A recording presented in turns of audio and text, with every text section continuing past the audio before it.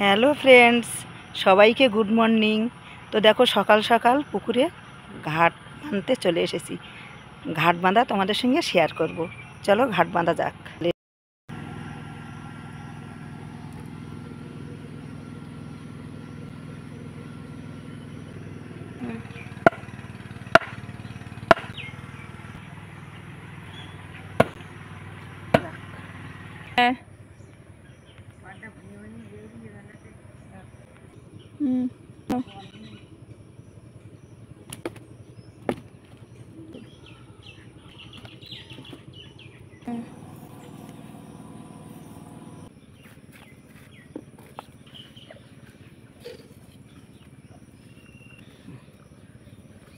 তো বন্ধুরা দেখো, মা মেয়ে দুজনে কিন্তু ঘাট বেঁধেছি।